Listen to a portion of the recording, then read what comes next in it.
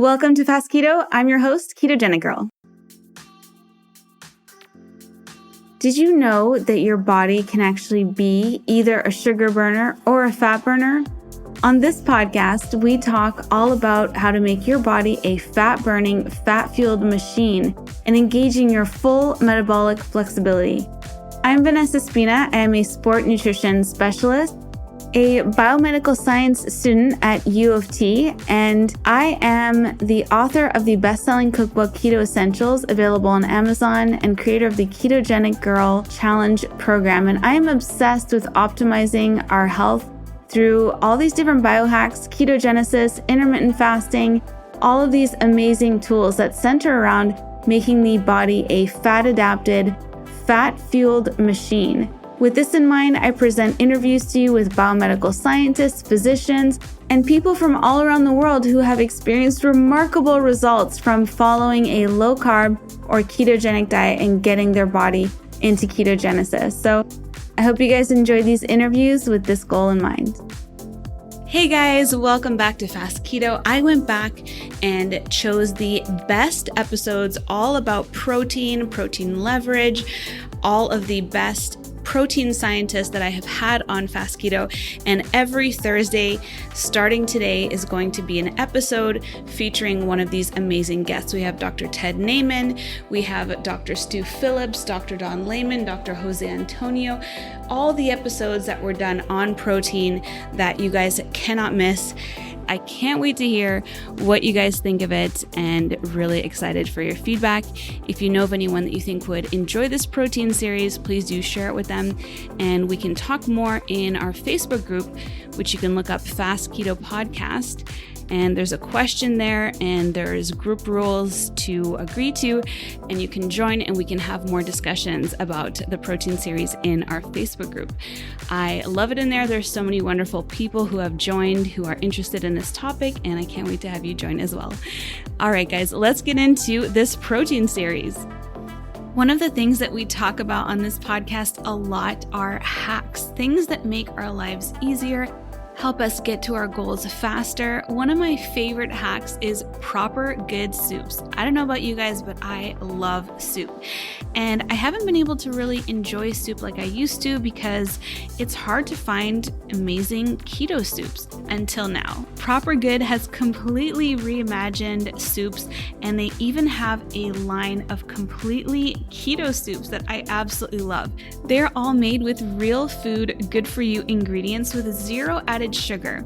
What I absolutely love is they are so portable. You can either enjoy them at home, at work, or take them on the go, and they will be ready to eat in just 90 seconds. I love how convenient it is. It's stress-free without having to go to the store. It has zero meal prep involved, and it just is so delicious. I absolutely love all of their flavors. You can build your own pack or choose from their different keto soups, like my favorite, red pepper and meatball. The broccoli cheddar is so delicious. Chicken and mushroom, which is one of my favorites. And they have a chicken bone broth as well as a brand new beef bone broth. It's made from grass-fed beef, and I absolutely love having beef bone broth just at the ready because I love using it for electrolytes, for making different sauces, for so many different recipes, but I don't really love making bone broth. It's time consuming, and I just love having these ready to go in the fridge to use at any time. If you want to try them out, you can use the code KETOGENIC15 to get 15% off your entire order. This is a very special discount only for listeners of Fast Keto, and you can go to eatpropergood.com and check out their full line of soups. You can build your own pack or use one of their ready-made boxes. Again, that's KETOGENIC15 for 15% off your entire order, and that's eatpropergood.com. You can also follow them on Instagram and see their amazing soups and different recipe ideas at eatpropergood. I know you're going to love them as much as I do, and I can't wait to hear what you think of them. All right, welcome, Craig. Thank you so much for being back here on Fast Keto again. And how's it going there on the Hawaiian Islands? Thanks for having me on. We're doing good. We're kind of digesting the situation like everybody else, and trying to do our part and stay in our condo as much as we can, and maybe get out to get some sunlight and stuff. But yeah, we're coping. I'm a little jealous that you guys might be stuck in Hawaii for a while. Like, of all the places in the world, I probably would choose there, although it probably would make it kind of hard if you can't go outside. Yeah, it's if you get a on lockdown, it would be tough. Yeah, for sure. But there's definitely worse places you could be stuck. That's for sure. Absolutely. Well, I'm excited to have you back on today. We're going to talk about some fun topics today. A few of them all pertaining particularly to the carnivore space, but also keto too. One thing I've been seeing a little bit in the keto space, and something I've been sort of anticipating would happen, is people going back to keto from carnivore. And I'm curious if you've been seeing much of that too, and what your thoughts are. Somewhat, yeah. In our Carnivore Cookbook, we talk a lot about what's your why, because your reason for doing carnivore, your why, can really change your approach and change your results and change whether you stick with it long term or not. Somebody like me, where the why is Lyme disease, and somebody with chronic disease, their why is they're trying to heal and they're trying to get rid of these problems they have. And it also can be, then carnivore can be used kind of as an ultimate elimination diet in that situation. And that's, kind of what I did to find what things I can tolerate. And for me, I'm not going to be adding any significant amount of plants anytime soon, because when I do, my pain returns, my migrating pain returns, and I just start really feeling bad again. So for me, I don't see that happening. If your why is just weight loss and you want to check it out, that's fine. And if you want to pop back and forth between carnivore and keto in that situation, great. There's nothing wrong with that. But it depends on your why. So I think a lot of people are they're checking it out. They want to see how they feel, and maybe they miss some of their almond flour cupcakes or whatever they were doing on keto, and maybe they'll go back and forth there. But for a lot of people, that can be just fine. Now, I think the biggest question out there in the carnivore space seems to always come back to protein and fat ratios. And I really want to dig into this with you. The first thing I just want to start with is, what's so fascinating to me is that people seem to do well on both. Mm-hmm. And it seems to go from person to person where, and I'm not sure if this comes back to perhaps someone's insulin resistance or what their metabolic situation is. If someone is, highly insulin resistant and they go from a standard American diet to carnivore, and they're doing like really high protein and high fat, and they're not seeing kind of any results. They're feeling the same as they did before. They're not really seeing a lot of benefit. In some cases, moderating that protein potentially with a higher fat approach at the beginning could be something maybe that would help them balance out some of that hormonal imbalance. What do you think about that? Yeah, so a couple things to unpack there. First of all, I think there's a misnomer that's been kind of spread by certain people in the carnivore community, that carnivore is eat all you want. Don't track anything. Eat fatty cuts of meat and eat all you want, no matter what your goals are. And we see a lot of that. We in our carnivore group on Facebook, we see people all the time. Don't track macros, just eat meat and you'll do great and you'll lose weight no matter what. And it's like, you can gain weight eating carnivore. You can gain weight eating keto. I mean, you can gain weight on any of these approaches. Yes. And so you do have to be concerned and track certain things depending on your goals. And that's, the misunderstanding as far as like dietary fat. this is a chart from our book Keto, and it's the fatty acid metabolism. And the reason this is important to understand is because there's only two biological pathways for dietary fat, right? You can either burn it as fuel, or you can store it in your adipose, store it in your fat cells. That's it. So that, once you eat fat, it gets digested, it goes to one of those two paths. And so when your goal is body fat loss, when your body is already high fat, the diet doesn't have to be. You want to modulate the dietary fat to use more of the body fat for fuel. And this pathway, points that out very clearly. You get dietary fat comes in, it gets digested, and for those that can't see it on the video, it turns into a chylomicron, and then those chylomicrons can either go right to the muscle and be burned as fuel, or it can go into fat storage. That's it. That's the only destination for the chylomicrons. So, when people say you can eat endless fat as long as it's just carnivore, and your goal is weight loss, I think that's where people stall. That's where people come in and they maybe gain weight and they're like, well, this doesn't work for me, and they go back to keto. So it can be connected to a lot of those things.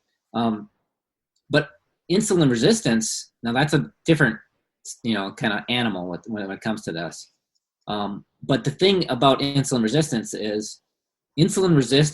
is primarily an overstuffed adipose tissue disease. So what happens is your adipose tissue is your fat cells. Your fat cells, they store fat as triglycerides. And when those fat cells that you have on your body get overstuffed, so they get too much fat in them, they say, I can't take anymore, reject insulin. And so they reject insulin and become insulin resistant, which makes the fat have less places to go, and then it builds up in other tissues and organs, and this is the insulin resistance type 2 diabetes cycle.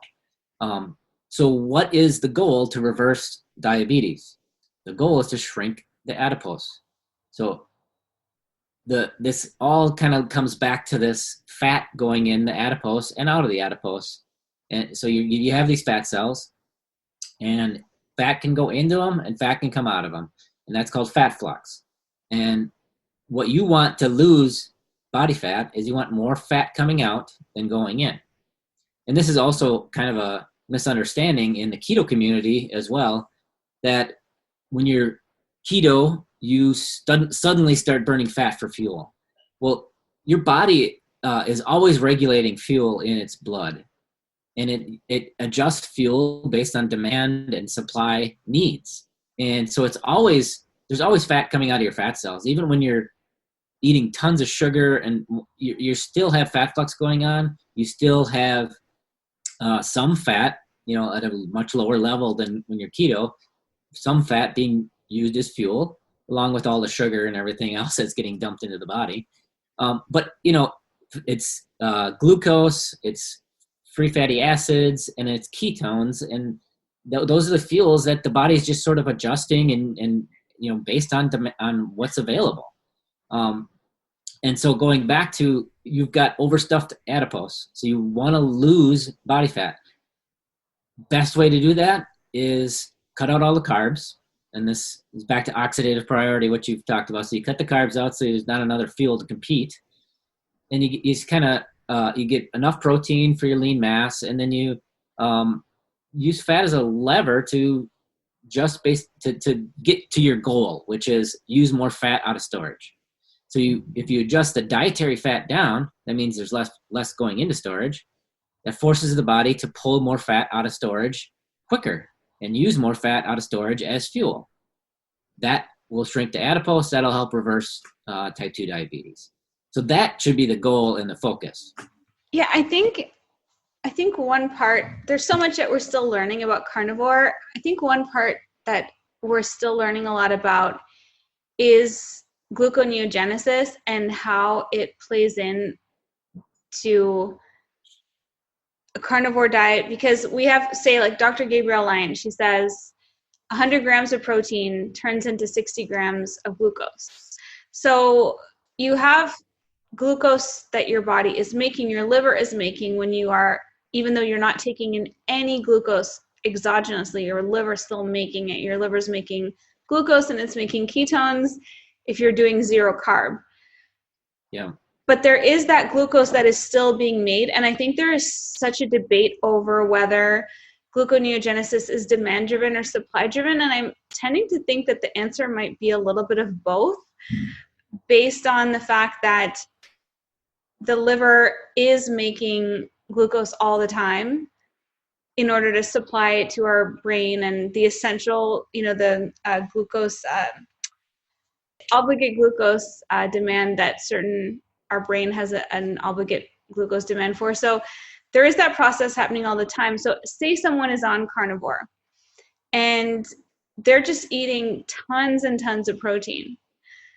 At some point, some of that gluconeogenesis is going to be supply driven. So in a sense, couldn't that also potentially stall someone if they are, and I know we could talk about protein overfeeding studies and that kind of thing too, but couldn't that at some point put someone more in a glycolytic state and just block them from burning fat, or be spiking their insulin so much from all this glucose? Okay, so let's unpack that as well. So the just to clarify, when you eat protein, the liver's not making glucose necessarily. It's some of the glycogen that's in the liver is getting dumped into the bloodstream. But there's a reason why it's doing that. And so what happens is protein raises insulin. All fuels raise insulin. This is a chart from our Carnivore Cookbook. That's the for those that can't see it, it's a chart of carbohydrates, fat, and protein and their insulin response. I want to look at it. Which page is it on? That's on page 47. Perfect. So I got it. This is also kind of a misunderstanding as well, is that people think that if you eat fat, you don't raise insulin, but you do, and you raise it enough to store it. And this goes back to fat flux. Your body has a bunch of fat coming in the diet. It wants to shut the fat coming out of the fat stores off. So it raises insulin a little bit to shut off the fat coming out. Because otherwise your blood's going to be flooded with fat because you get all this coming in the diet and a bunch keeps coming out of the fat stores. Now your blood is oversaturated and the body doesn't like high fuel in the blood of any kind of fuel, including fat. You can die from too high of dietary fat fat in the blood. Yes. And so protein is in between. And then, of course, carbs have the highest spike. But the protein spike is what people also may or may not understand is that you need insulin to use protein to build muscle, okay? So if you didn't have any response of insulin when you ate protein, you wouldn't be able to build lean mass. And so the body, when you eat protein, you get this increase in insulin. But protein by itself does not raise glucose. And what happens when you raise insulin? Blood glucose is going to drop. That's if insulin goes up, blood glucose goes down. That's just the way the body works. So if you just have protein and no carbs coming in, protein will increase insulin, and your blood sugar would plummet. You'd go into you'd have low blood sugar state. So the body's smart, and what it does when you eat protein, it also stimulates glucagon, which tells the liver, okay, release a little bit of the glucose that you've been storing for me, just to keep blood sugars stable while this protein's coming in, so that I can raise insulin without having your blood sugar plummet. Keep it balanced then the insulin's action will enable you to use the protein and make muscle out of it.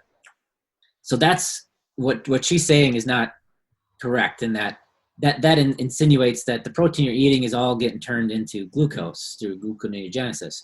And that's not what is happening. And gluconeogenesis as a process is primarily demand driven. That doesn't mean you can't force its action by eating 300 grams or 500 grams of protein in a meal, which is probably not even physically possible. But you know, what gluconeogenesis does is it enables us to be keto or carnivore. Right. You know, if you didn't have gluconeogenesis, you wouldn't be able to ramp dietary carbohydrates down so low because your body would run out of glucose. There are certain, needs in the body and the brain that need glucose even when you're keto. So the body uses gluconeogenesis to turn some of the protein, either in the diet or from your body, into glucose when it needs it. But it doesn't do this if it doesn't have to. It takes ATP are like energy units, and so it takes about 5 ATP to turn a protein molecule into a glucose molecule, and then another couple ATP to burn that glucose. That's an expensive process for the body, especially when for just 2 ATP, it can just burn glucose that is available or burn fat that's available. And if your goal is fat loss, you've got a lot of fat around. Why would it not just use that stored fat for fuel instead of going through this expensive process of turning protein into glucose, which it doesn't really need at that moment? If your demand is not great for glucose at that moment. So that is a little bit of a misunderstanding of how the body works when it comes to protein and glucose metabolism. Yeah, I think it's really interesting just to delve into some of these topics deeper, because I think that a lot of them are debated. And, even things like your chart in here, I've seen research saying insulin doesn't spike insulin at all. That's what people say all the time. And then I've personally seen more research saying that it does. It's just a small amount, like your chart shows here. But these topics are being debated all the time. And I don't know if it's because we don't fully know the answers to some of the questions, or if there's just a misunderstanding of some of the biochemical processes. But when someone eats, say, a lot of protein, and say it has some of those amino acids that will tend to spike insulin more, there's a certain amount that is needed in order to trigger muscle protein synthesis, right? So yep, that amount sort of needs to be met. And then if there is sort of excess in terms of someone's need for protein, then is that being stored later in the form of glycogen later, or? Yep. So basically there, what you're talking about is, so there's a leucine threshold where your body needs a certain amount of the right amino acids to trigger muscle protein synthesis. So you need complete proteins to build muscle, and there's a PCAA scores that kind of rate different proteins as far as their ability to trigger muscle synthesis and how complete their proteins are. We talk about that a little bit in our carnivore book as well. But when it comes down to it, it's basically come down to the leucine levels that are reached or not. And if you reach those levels, then muscle protein synthesis is triggered, and it goes through a process. It's mTOR, and this process is pretty energy intensive. This is one of the reasons that protein has such a high thermic effect of food. Thermic effect is how much energy the body has to use to digest a macronutrient. Fat is one of the lowest, only like 3%. So all that is just energy to the body. Carbs are a little higher, and then protein is the highest, like 25 to 30%. So what that means is if you consume 100 calories of protein, you really only net 75 or 70 in the body, because that thermic effect, the body has to expend all this energy to digest it. And so anyway, mTOR is a very energy intensive process. So once it is triggered, it goes off, does its thing, and then it takes a little time to rest. It doesn't immediately do another cycle. How long, it's kind of debatable and all of that. But here's what happens in the body is protein takes a while to digest. And it's not like you eat this massive steak and it's immediately all in the, all that protein is immediately in the bloodstream, right? So what happens is you get this slow trickle of these amino acids coming in. When they get to that threshold, mTOR is triggered. But guess what? There's still a trickle of amino acids still coming into the bloodstream. So it goes through its cycle. It does a rest. And then when enough protein is available again, you hit that threshold, maybe 30 grams of protein, you trigger it again, right? So you could, from a single meal, you could trigger mTOR 2 or even 3 times from one meal. So it's going to prioritize as this protein is digested. Again, it takes a while to digest, a lot of protein, and then just trigger when it's available and trigger it again when it's available. And that's primarily what happens with protein. Now, again, you push that too far and you're eating 500 grams of protein in one sitting. Now the body might have to prioritize, say, I got too much, turn some of this into glucose and store it off, that kind of thing. But in reasonable amounts, it's going to just keep doing muscle protein synthesis off of it. So I know a lot of people they say people who are wanting to lose weight and they've been doing keto, but they fear doing a higher protein approach because they see their blood glucose go up. And yet a lot of times that's not actually directly from what they're eating. It's because the liver is then releasing glucagon and releasing blood sugar. I remember learning about this mechanism in biochemistry, and I was like, it's like this fail safe, that pancreas releases that glucagon for you to push up your blood sugar, or else the insulin you would have a hypoglycemic event, right? Exactly. And so that's the process that's going on in the body. And the people that come in, and I think again it's back to these understandings and some of the definitions of carnivore that people are putting out there, that if you have insulin resistance, do carnivore, don't track anything, and just eat until you're full. Every meal, just eat until you're stuffed. And they say stuffed. Then you'll lose weight and you'll do great. And that's just not true. It's just not a fact. And especially when you're trying to reverse insulin resistance, which again needs to shrink the adipose tissue, which means you got to burn more fat off your body than you're burning off from the diet. And so that's why in our book, I took all these cuts of protein, all these animal proteins, and I made these huge charts where I sorted by protein to energy ratio. That creates what I think is the easiest diet on the planet. Yes. Eat carnivore. If your goal is weight loss, move down the chart. If your goal is maintenance or you want to lose less, go up the chart. That's it. That's all you have to do, because when you go down the chart, those cuts of meat have more protein. Yep, on the lower right there. Those cuts have, when you go down the chart, the cuts have more protein, less fat. When you go up the charts, they have less protein, more fat. And the protein to energy then, changes. So that gives you the tool to say, okay, I need to lose weight.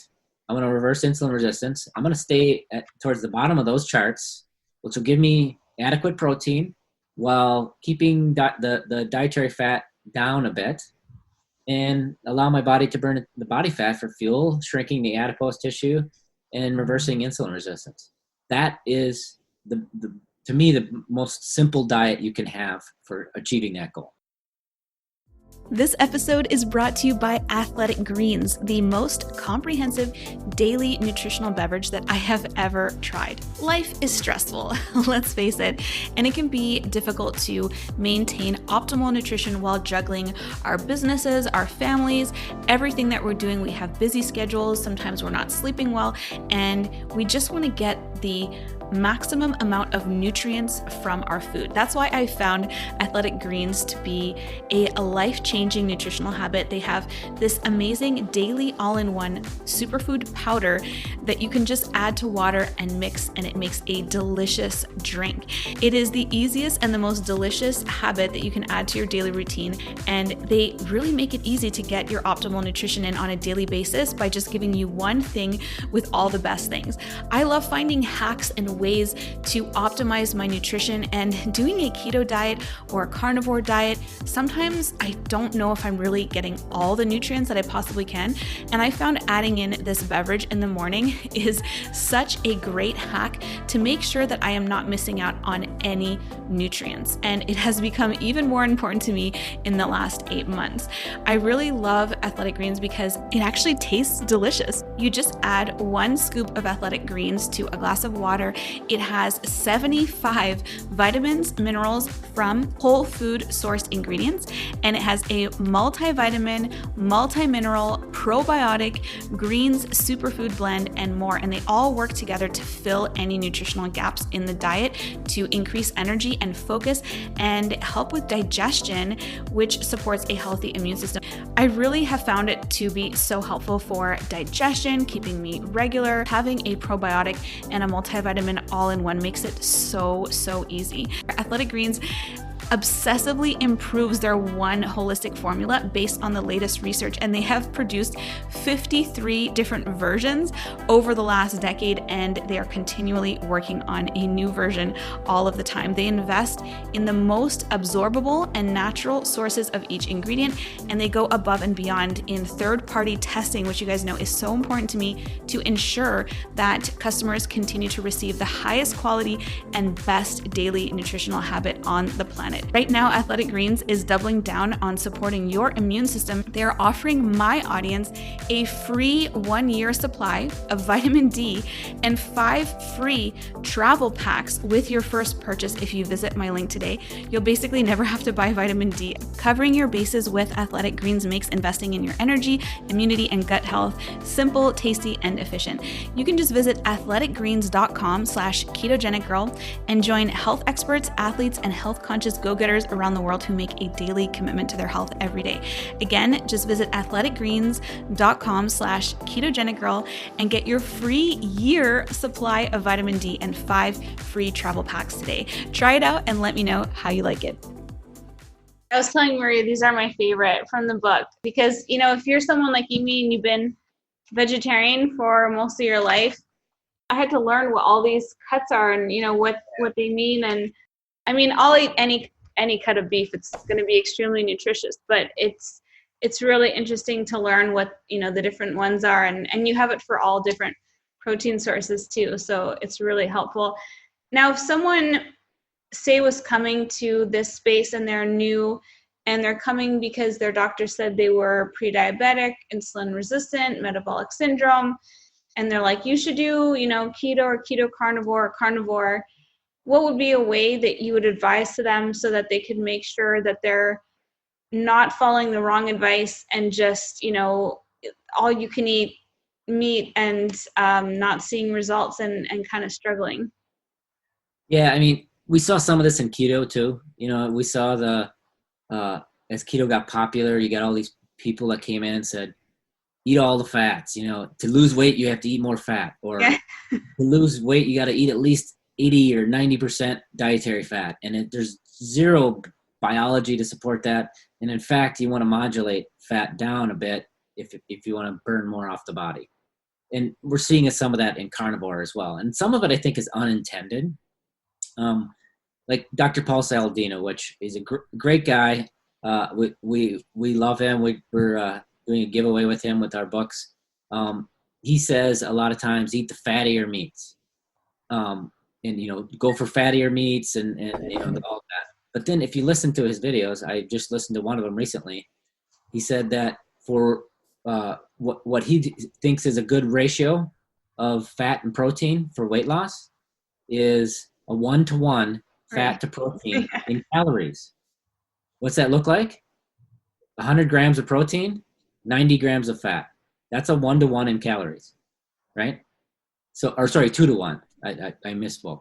2-to-1 fat to protein. But I think everybody converts that as, twice as many grams of fat as protein grams. No, he said in calories. So calories, 2-to-1 would be 90 grams fat, 100 grams protein. Right. If somebody is coming to us for weight loss, putting them on about 100 grams of protein and 90 grams or less fat is what we tell them. Right. So when you say eat all the fatty cuts and yet what you're really saying when you prescribe it is really, okay, moderate the fat a bit. It's not eat endless fat. And so I think it's part of the messaging that's getting misunderstood.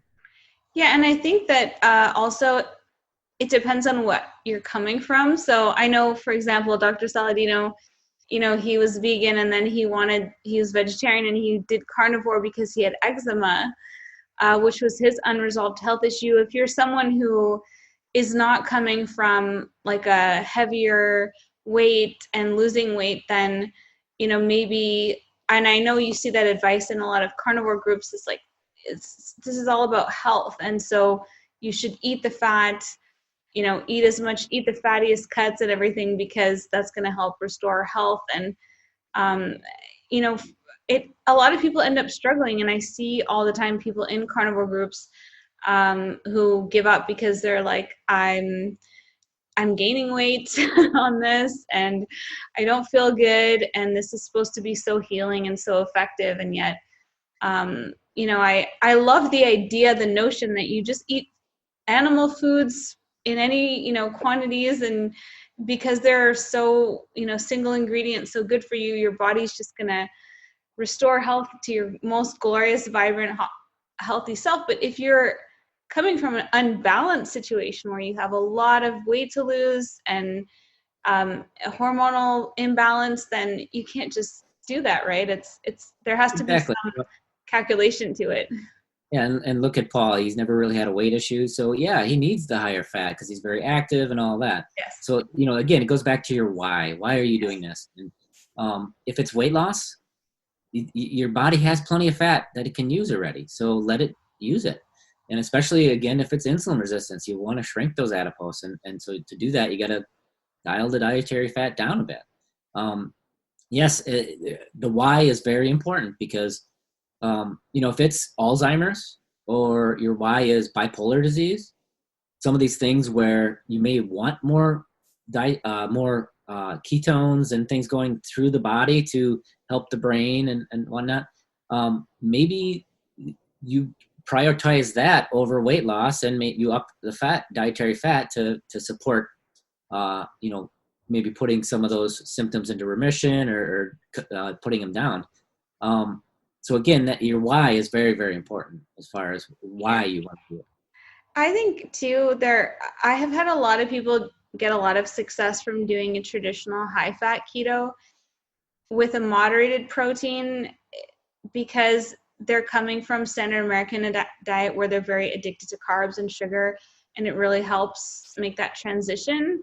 Like Maria and I both say, like, if we would have gone from standard American to what we do now, we would have both like, no, I can't do that, but keto provides this kind of like soft landing where you can have fat bombs and learn how to make healthier treats and like shift over into it more easily. So I think Well, and what's interesting is if people do an honest analysis of their diet before and after, we have a lot of clients that when they were in a standard American diet and then they went to the keto we prescribed to them, the only thing that changed was carbs.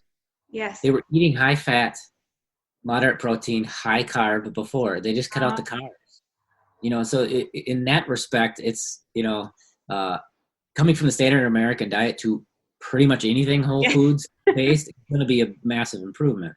But if and the other thing too about the, carnivore, eat all you want until you're stuffed, there's a lot of people out there, and we have lots of clients that, they have leptin resistance. They just don't get the I'm full signal, and they could literally just eat pounds of meat and, tons of calories. And calories still do matter, right?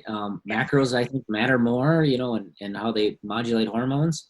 But, calories still matter. And these people that have leptin resistance, they don't get the signal that I'm full, and they just can eat. And then when they follow that advice, they end up either not losing or gaining, and they get frustrated and they say it didn't work for me.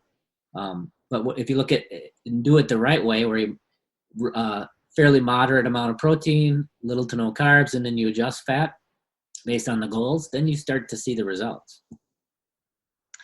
Yeah, I think what's interesting too is that a lot of times we get into these debates, say like calories in versus calories out, and then, the endocrine hormonal theory of weight loss. And then it's often that the truth is kind of somewhere in between, like you need a little bit of both. And like I know, for example, knowing your resting metabolic rate can be helpful, if your goal is weight loss, to kind of get a picture of like how many calories are you actually burning, even though there's a lot more to it than that. It doesn't hurt to kind of have that information too, because if you get a body scan or something, you can figure out what your lean mass is, and then you can figure out like what the right amount of protein is for you. And I know you guys have a formula, I think is 0.8 times your lean body mass. So to figure out how much protein. Yep. Yeah, that's what we start people out. And that's a goal. So that's kind of you can almost consider it as a minimum. Like you need to get at least that much to make sure you get enough for rebuilding the body. The body's always rebuilding. You're constantly building new skin and other tissues, and it's always rebuilding itself. It's also this interesting thing about how much is turned over each day. And yes, it's 200 to 300 grams of protein in the cell is turned over. So basically, I think it's like 3 months, you're all new cells. Yeah, that's the Dr. Yoshinori Osumi, who won the Nobel Prize for autophagy. He came up with those figures. These like every 2 to 3 months, and he says between 200 to 300 grams per day is just recycled at the cellular level. So, so it's pretty amazing. I mean, there's the constant need for that protein. So that's why that's kind of a minimum or threshold. And again, I can't remember where you were going with the protein.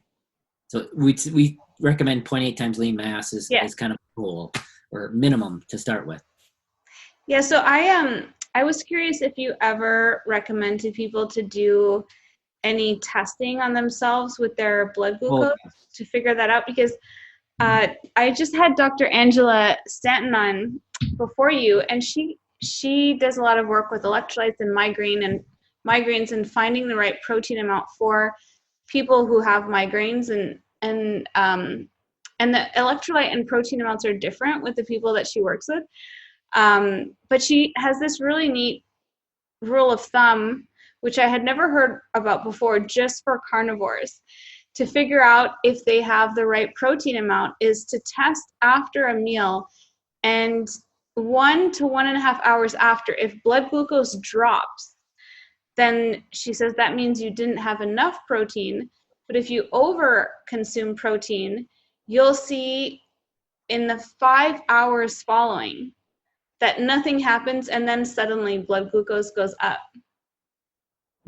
I haven't heard that before, and I'm not sure. I'd have to look at the studies or information she's basing that on. I mean, part of it has to do with like what your pancreas is anticipating you're going to have at that meal. So if you undereat, then it'll overshoot the insulin, and if you overeat, there won't be enough. I think that's probably part of it, but also because, like you said, even it takes a long time for protein to be broken down, which is why the 4 to 5 hours peak as opposed to the 2 hour peak. But if people want to use a glucometer, to help them find out what that protein, like that they're hitting enough of that protein threshold to trigger muscle protein synthesis, but they're not eating too much that they're going to prevent themselves getting to their goals. Yeah, what we find is that traditionally and kind of across the board, especially women, don't get enough dietary protein. It's very common for them to eat lower protein. And when they go carnivore, suddenly the body's like, hey, I got protein, I got to do all this rebuilding. And that doesn't reflect on the scale, right? And that's what we see a lot of times with clients too, is that the scale is deceiving. If you gain muscle while losing fat, the scale's not going to change, and that can be frustrating. And that's definitely, I think, applicable with carnivore. And we have a picture in here of Ted Neiman's before after, Dr. Ted Neiman, when he was vegan, and then after a protein focused approach, essentially keto. he's the same weight in both photos, but he looks drastically different in body composition. And so that's what we try to focus people on when they go carnivore, is focus on body composition, focus on, measurements, how you feel, and ditch the scale for a while, because it can be deceiving, especially in the beginning. If you've been eating low protein for a long time, the body's going to gobble those up and really start building protein again. Yeah, I noticed that in my recent body scan from 2 years ago. I only lost about 10 pounds, but my body fat went from 34 to 21. And Wow. I gained 8 pounds of lean mass. And I don't work out. I mean, that's just from eating a lot of proteins. If you haven't been getting enough for your body for a long time, it's going to gobble those up. And Exactly. even if you're not working out, it's going to rebuild what it needs to rebuild. Exactly. I had a couple other topics I just want to touch on quickly with my last question. So one thing that's debated a lot, and we've talked about this before, is sodium and electrolytes. There's long-term carnivores saying that they don't use any sodium. Most of the science and research out there that is, especially in our community, shows that we do need to add sodium, and that the government guidelines are way too low. They're associated with the highest mortality. So we need to add sodium on especially keto and carnivore diets as well. Now, is there any issue there with sort of adding sodium, say, to your meat to taste, that you might be throwing off like the natural ratios of sodium to potassium? And because I do see a lot of people that I work with will say, well, they don't want to add sodium to their food because when they do add sodium, then they feel like they retain water. But I'm trying to explain to them that that's actually more of a dehydration state where the body's clinging on to water because it's holding it, because the body is dehydrated from not enough sodium. Yeah, I think this is a very individual thing, in that, I've seen a wide range of people on keto or carnivore and what their salt intake is. And some people can just salt their food to taste, and it's fine. They don't have to add any extra. They don't have to worry about adding to water or, electrolyte. And then other people really have to be mindful about it. I know Dave Feldman is he eats close to carnivore most of the time, and he gets about 10 grams of sodium a day. That's usually, we tell people about 4 to 5 grams is a good goal for sodium. That's about 2.5 teaspoons of salt, sea salt. He gets about 5 teaspoons of salt a day. He'll take his meat and it's just like a snow crust of salt on it. But to him, that is salting to taste. That doesn't taste too salty to him, and he feels best when he's got that 10 grams of sodium in his diet. Versus, other people, if they get 4 or 5 grams, they might feel totally fine. So I think it's a very individual thing. And he's also a tall guy and a big guy, so sure that has some to do with it as well. But myself, I feel best when I add some sodium. We do the element electrolytes, and I add 1 to 2 of those a day just to make sure I'm getting enough sodium, because I don't salt my food a lot. I don't know if that's just taste or just what I'm used to, of not adding a ton of salt to my food. I will to a steak or something, but like here I have poke or fish. I won't add too much salt to it, so I'll add some sodium. But I think electrolytes are very important, and one of the things is sodium. Especially if you're coming from a standard American diet to, say, carnivore, where you're eating just steaks and whole foods, they don't come with salt. All the center of the grocery store is loaded with sodium. The milkshake at McDonald's has more sodium than the French fries. There's sodium everywhere in the standard American diet, and so when you come to steak, there's no sodium, none. So you have to be mindful about adding that sodium to make sure you're getting enough sodium. Potassium, animal proteins are loaded with potassium, so I'm not as worried about potassium. But then magnesium is another one where we used to get a lot of it from our water supply. And today with bottled water, filtered water, and plus the topsoils are being depleted. So there's less magnesium in the soil. So we just aren't getting magnesium like we used to. Like 70-80% of Americans, no matter what their diet is, are deficient in magnesium. And so I think supplementing with magnesium can be helpful for just about everybody. So that's how we approach electrolytes is probably get enough potassium from your food if you're eating this way. Add a magnesium supplement because most people are deficient anyway. And then salt as to how you feel. If you don't have a lot of energy, add some salt and just kind of go by your body. So my last question, I'm really curious as to your opinion on this, because I know you've worked with thousands of people over the years and a lot of women of different age groups. So I recently was having an exchange with, I'm not sure if you know Ella Bruce on Twitter. And so she's in Australia, she's a bodybuilder, and she's done a ton of research and articles on biochemistry. And some women, I've always been of the camp, like there's no such thing as an essential carbohydrate. You know, we know that from biochemistry, our liver can make it on demand, right? Yep. There are some women that seem to thrive when not thrive as much when they don't have any carbs, and bringing in a small amount back into their diet seems to help with their sex hormones and hormonal function. And I never understood why. I had a debate with Viveka Menendez about this, and I was like, there's no biochemical pathway that I know of, that I understand.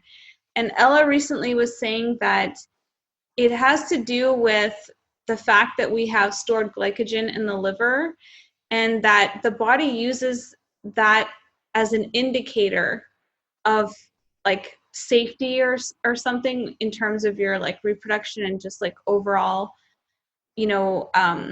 safety. Like if your liver, it makes kind of sense if your liver would be filled up with glycogen that you would be kind of in like a secure state food wise or whatnot, or environment wise.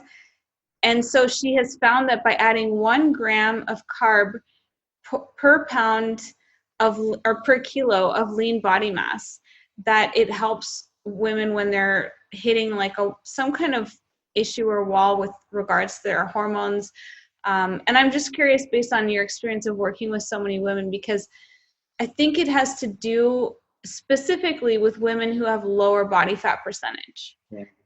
Because there's like this rate limited amount of energy, of calories that you can draw down from your own fat reserves.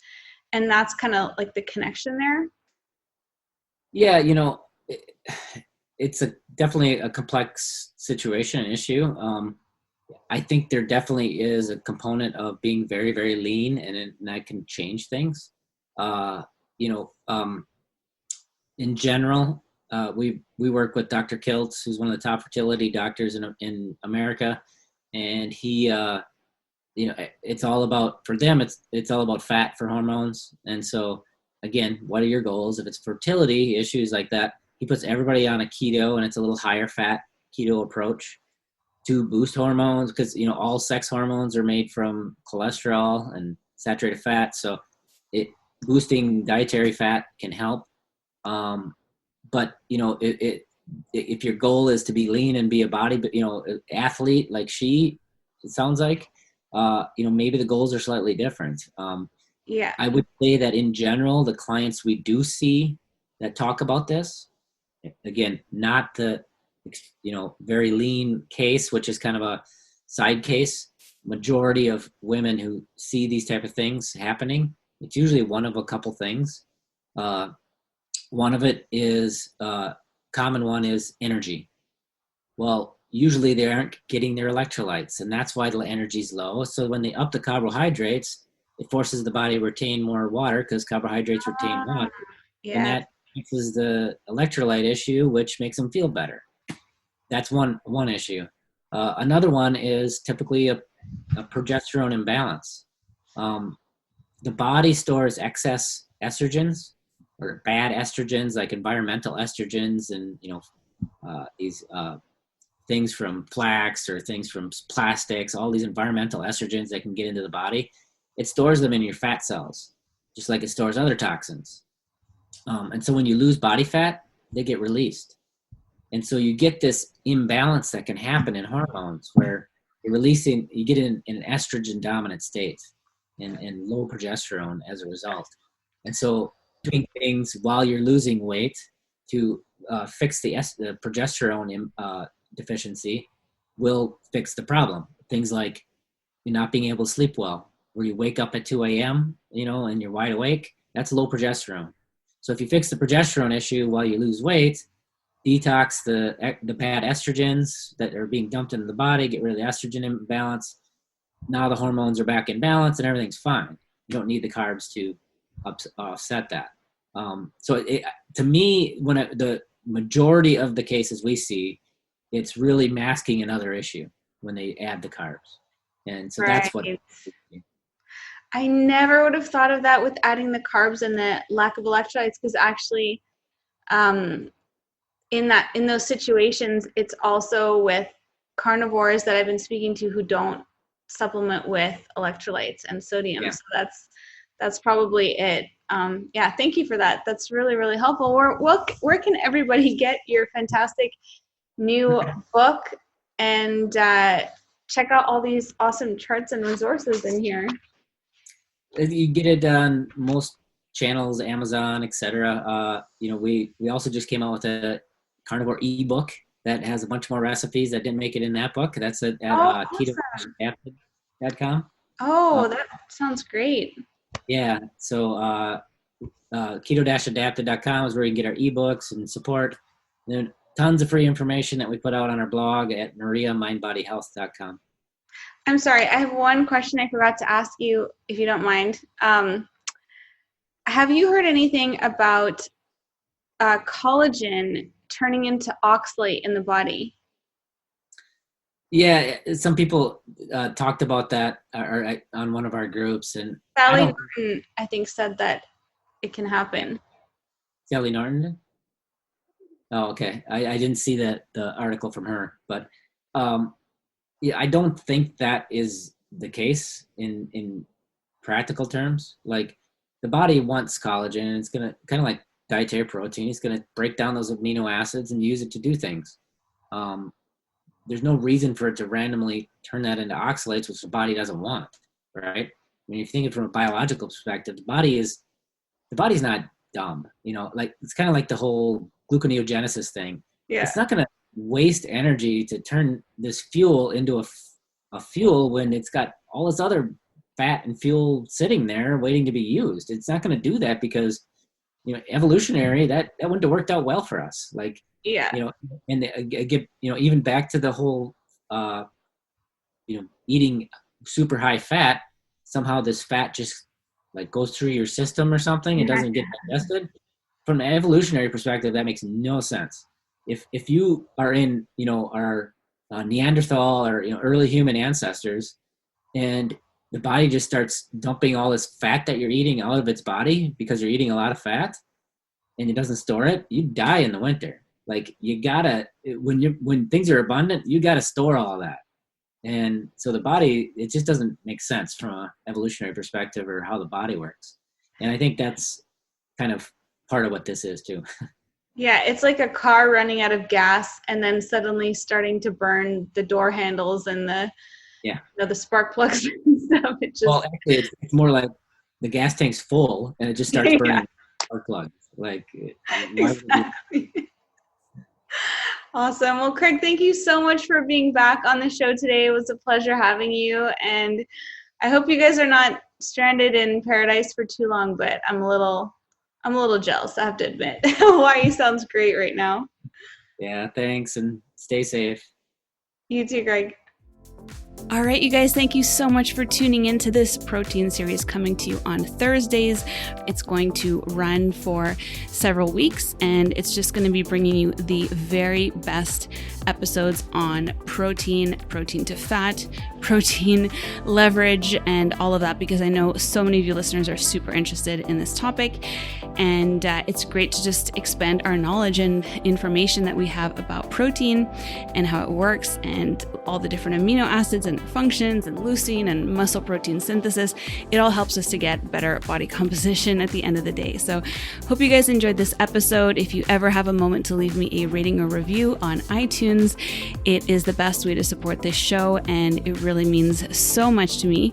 I really am so thankful to all of you who've left amazing ratings and reviews, and to any one of you who takes a moment to do that. Thank you so much. Thank you guys for listening. If you want to try out keto or higher protein versions of keto with me coaching and guiding you, you can go to ketogenicgirl.com and you will find all of my meal plans there, and they all come with support and coaching from me in our members Facebook group. So I would love to have you join and help you get to your goals. All right, you guys, that's all for now. I can't wait to catch you on the next episode. And until then, wishing you a fat-fueled rest of your day. Bye for now, and thanks for listening.